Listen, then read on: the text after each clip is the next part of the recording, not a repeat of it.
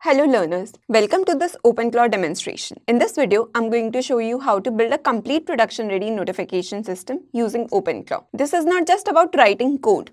We are going to build an end-to-end pipeline that fetches the data from multiple sources, processes it with AI, and delivers formatted updates via WhatsApp. What makes this interesting is that we will see how OpenClaw handles API integration, data aggregation, error recovery, and multi-channel delivery, all the components of a real-world automation system. Let's start by defining what we want to build. I'm going to give OpenClaw a detailed specification with clear acceptance criteria. This is important. Good requirements lead to good outcomes. So here in the prompt, I have defined what I wanted and the steps it needs to follow. Like first fetch the trending topics from YouTube, Twitter and major news platform and then summarize them in a particular format. And then send the message to my WhatsApp number which I have integrated via the permission settings. After all that is done, log all the topics and summaries internally so I can review them in the session. Notice how this prompt gives clear constraints but also flexibility. We are not dictating the implementation, just the requirements. Let's see how OpenClaw approaches this. So it has given me immediate recognition that this needs a skill. No questions asked, just the requirements were clear enough. It has shown a proactive approach to the architecture as well. We have the structure. Now let's implement the core functionality, fetching like trending topics from multiple sources using the Perplexity API. After it has created the sub-agent to run the daily update alerts, skills, and deliver the news to the WhatsApp, it has created the basic functionality.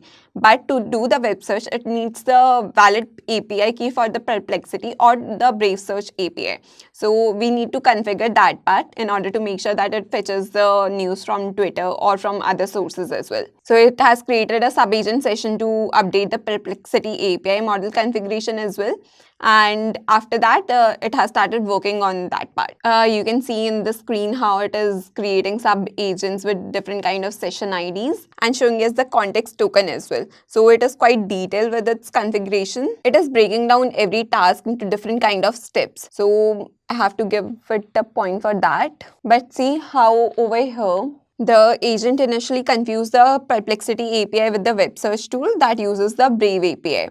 This is actually insightful. It shows the agent is thinking about the dependencies, checking for required credentials, and planning ahead. This is what we call a silent failure, the worst kind of bug because you don't know what went wrong. Let's see how we debug this. So over here it says that it needs to target the memory.md file in order to make sure that it delivered the news on WhatsApp, but it is not able to find that particular file, so it starts to create that file according to our existing code. Now it has created the sub-agent session and started to run the alerts. Now since I have given my WhatsApp number in order to make sure that I receive the alerts on my WhatsApp, let's see how it looks on that.